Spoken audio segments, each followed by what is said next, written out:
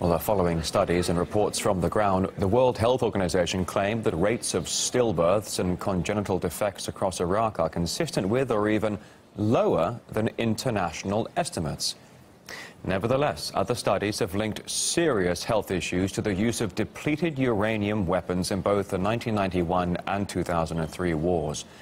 Now, those weapons were designed to be armor busters. However, the US has reportedly used them on soft targets as well. Depleted uranium is toxic and radioactive, with growing calls to ban the use of such arms altogether. In the autumn, one of the organizations backing the ban released its report on the use in Iraq. Depleted uranium weapons have been controversial since their first major use in the 1991 Gulf War. Radioactive and chemically toxic depleted uranium use creates hotspots of persistent contamination that present a hazard to communities long after conflict ends, particularly for pregnant women as well as children. Civilians in Iraq are still facing exposure to depleted uranium from the conflict, with little meaningful work done to identify and clear contaminated sites. We talked to Dr. Chris Busby, who has long studied what's been described as an epidemic of cancer and birth defects in Iraq, particularly Fallujah.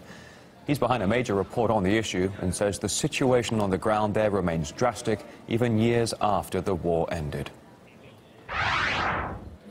The most interesting thing is that nothing has got any better. That in fact the level of congenital malformation, the level of ill health in the children as they are born is not improving, which means that whatever it was that happened long ago is still there in the genetic makeup of the people who live there. The problem with that study is it wasn't a study that was carried out at a hospital like ours. The study that was done by the WHO, which incidentally was a disgraceful study, it just looked at children whose parents said that they had congenital malformations. Well, on that basis, in fact, they found that they had a lower level of congenital malformations than the expected number, throughout the world, which should have led them to the idea that maybe the study wasn't working.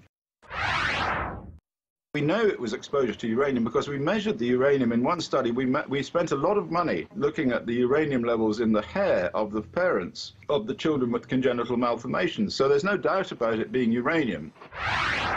It's becoming clear now that uranium has very serious genetic qualities that weren't understood and are still not conceded by the authorities. The last people to concede it will be the Americans. The American military are the people who are most dependent upon it.